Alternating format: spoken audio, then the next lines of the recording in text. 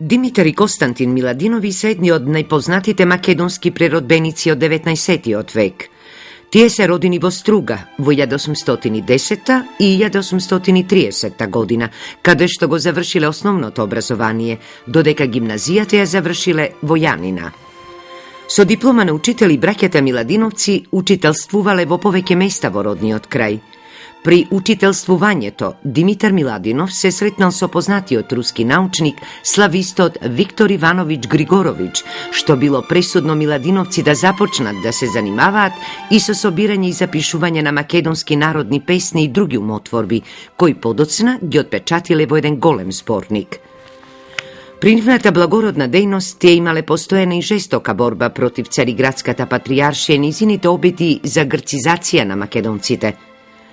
По еден таков судир, поради употребата на грчкиот јазик во литургиите во македонските цркви, Димитар ја напушта државата и заминува во Северна Србија. При крајот на 1856 година, тој повторно се враќа во Струга и го испраќа помалиот брат Константин во Русија да студира словенска филологија на Императорскиот универзитет во Москва.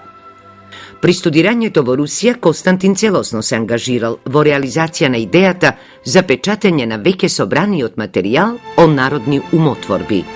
Работејќи на подготвување на зборникот, Константин и самиот почнал да пишува поезија. Тогаш ја напишал и носталгичната Тъга за југ, во која копне породната Македонија, со што станува основоположник на современата македонска поезија. Дајте ми крилја, ја да си метнам и в наши страни да си прелетнам, на наши места ја да си идам, да видам Охрид, Струга да видам. Суровата руска зима и бедниот живот штетно се одразиле врз здравието на Константин и тој во Москва се разболел од туберкулоза. Покрај тешката болест, Константин го разочарал и неуспехот во печатењето на зборникот од народни умотворби, што било последица на судирот со Цариградската патријаршија во екот на преродбенската борба. Без да ги заврши студиите, тој ја напушта Русија, пошто се враќа на Балканот.